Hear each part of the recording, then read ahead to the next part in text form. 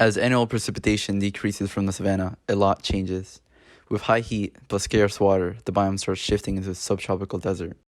But first, you're probably wondering where these deserts are even located. Located in the southeast of the United States, northern Africa, and most of Australia, subtropical deserts first form with our species that start colonizing these lands. There are many species that are to end up in the biome, but the first to colonize would have to be the R species. R species are typically small with short lifespans. These species spend little time with their offspring.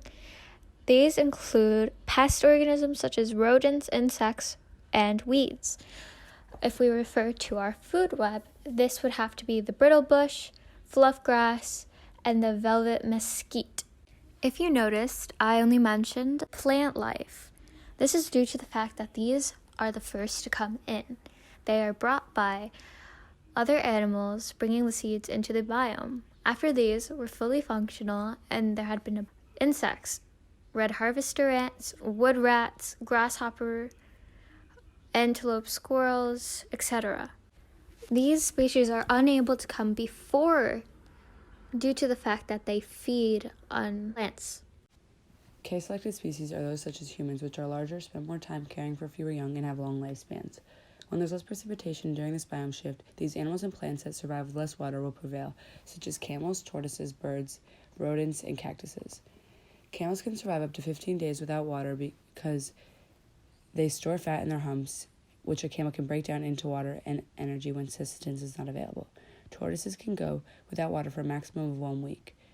Birds have extremely efficient kidneys, so they ingest almost no liquid. Plants and animals in subtropical deserts must be able to withstand the hot temperatures and lack of moisture. Shrubs and small trees in the subtropical desert usually have leaves adapted to retain moisture.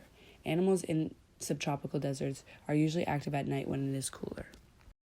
Essentially, secondary consumers like the woodpeckers, lizards, mouses, mantids, owls, and even snakes slowly come to eat these primary consumers, as they now have a reliable source of food due to the primary consumers having reliable grass and shrubs to eat.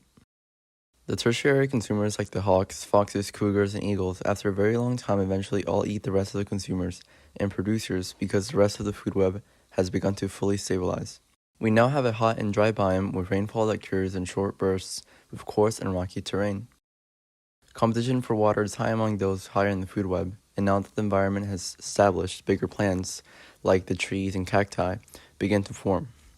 Trees like the velvet mesquite allow for birds to locate their nests and obtain a safe shelter. Now that the food web is fully connected, a broad diversity of animals and plants roam the rocky and hot desert in search of survival and adaptation to such harsh conditions.